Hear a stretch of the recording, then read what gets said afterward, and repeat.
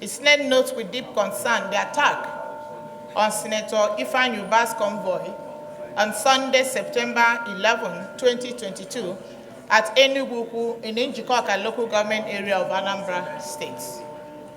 Mr. President, the Senate further notes with sadness that the attack on Senator Ifeanyi led to the gruesome killing of one of our greatest sons, Chief Onyeka Nnọli of Umri, two of Ifeanyi's long-serving personal aides, and two mobile police personnel.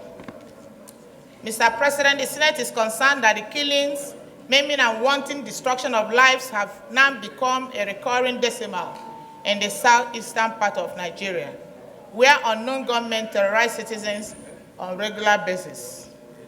The Senate recalls that Honorable Kechukwu Okoye, a serving lawmaker in Anambra State House of Assembly, was recently kidnapped, murdered, and gruesomely beheaded.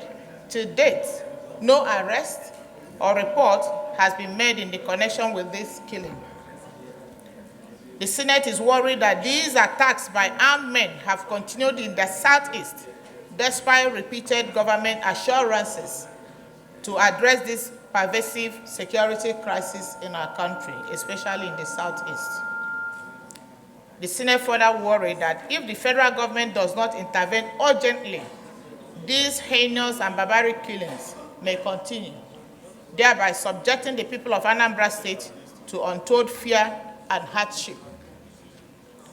In view of the points raised, Mr. President, I wish to accordingly urge the Nigerian Senate to, 1, observe a minute silence in honor of the victims that lost their lives in this very unfortunate attack. 2, to direct the Nigerian Police Force, Department of State Services, and other relevant security agencies to carry out comprehensive investigations into the incident with a view to arresting and prosecuting the perpetrators. The Senate mandates the Nigerian Police Force, Department of State Services, and relevant security agencies to report findings back to the Senate Committee on National Security and Intelligence, as well as the Senate Committee on Police Affairs within 2 weeks of this motion. As alluded to in the motion, this is not the first time we're dealing with this kind of gruesome attack and killing in Anambra State. And nothing. No arrest has been made. And of course, no prosecution has been commenced. And we are worried about this, Mr. President. But Mr. President, I also want to indicate here that security should not be seen as the exclusive preserve or within the exclusive province of the Nigerian police. For example, we all know that Imo had been pretty much a war zone for pretty much 1 year plus, or about a year and a half. But we also know that because of the investment in security by the governor of Imo State, Governor Uzodimma, the insecurity challenges there has been pretty much been arrested. It is not only in Imo State. We've also seen that in Ekiti. We've seen that in some other states. In Kano State, we've seen that. Mr. President, the issue I'm driving at is this. What is wrong for a state government like the state government of Anambra State, after the killing of a colleague of ours, a member of the State House of Assembly, beheaded in that manner? What is wrong if that state, for instance, would have made some investment in acquisition of these security equipment and gadgets? With those acquisitions, Mr. President, it will not be difficult to track those who attempted the life of our colleague. So I just wanted to bring this issue up, that we should encourage our state governors, that they should not see security as the exclusive preserve of the Nigerian police, and they should also rise up to the occasion so that we don't have to deal with situations like Senator Ifeanyi Uba in the future? Right now in the Southeast, there are people that we call conflict entrepreneurs who are utilizing the... Distinguished, take the next 1 minute. We have to close by 2. Who are utilizing the serious security situation there to unleash mayhem. I joined the Deputy Senate President to actually continue to ask the security agencies to do much more than they're doing now. Because each and every one of us is going into campaigns, and we're all going to be at home, and we will be running around. That means that nobody is safe.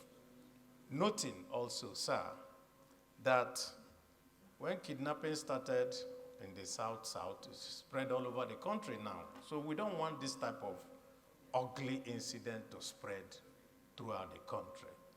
I wish each and every one of us safety in going around our business in Nigeria. Some of the governors need to do more, because when killings are going on under your watch as the chief security officer of a state, and you are saying nothing, that tells of the incompetency that is inherent in some of these governors. I said our brother Ifeanyi was rescued from the hands, gruesome hands of death, not because he was smart, it's because his time had not yet done. Because whether in a bulletproof car or whatever it is, if your time is up, there is nothing you can do about it. But the question arises, how many of us have the privilege to ride even in the, because certainly the bulletproof car contributed significantly in preserving his life. Of course, there must always be a reason for you to stay beyond your time. So we want to say, let those who are involved in handling securities of communities, state, wake up to their duties and help us preserve the lives of those who are vulnerable. You will agree with me that these security issues is everyday occurrence. There's no day we come to these chambers without talking about security. And my problem is that if we are not talking, it seems we are not talking. And when we are talking, it seems nobody's hearing what we are saying. Let me align myself with the position of the Deputy Senate President. I don't see why when you go outside the countries, even ordinarily, if somebody is moving, if you pick something on the street, somebody somewhere will see you that you have picked something on the street. Is it not better that can't we have such thing in Nigeria? Or is there any law against that? And Mr. President, if there's no law, I think that there's need for these chambers to see how we can initiate such bill. When we had Mr. President, we thought it was a joke, because we cannot imagine that in broad daylight, such a dastardly act will happen in Nigeria, a country where there are laws governing every institution. It is so very unfortunate. We thank God for rescuing him, but we ask, what next? Because as a body, we need to look deeper into the problem of insecurity. Only today you brought it to the fore, Mr. President. We still must do a lot more. We have not done enough. We must do a lot more, because if this can happen in broad daylight to a man who had a convoy of more than 6 cars, you can imagine what will happen to people who are driving in single cars. Mr. President, our situation needs a whole lot for it to improve. So we in our senatorial district are as traumatized as distinguished Senator Ifeanyi and his people. For a man who has contributed so humanly in uplifting the living conditions and the standard of life of his people, to be so treated is quite unfortunate, Mr. President. And I thank God Almighty for saving his life. As you can see, he still looks traumatized. He still looks traumatized. He has not been himself. So I believe these are several incidences, just too much in the Southeast, Mr. President. And I think at the Chamber and as National Assembly, we cannot still fold our hands. God forbid today is Ifeanyi, who knows next? So I stand tall to say that we owe this country a responsibility in ensuring the lives and the property of Nigerians are safe, Mr. President.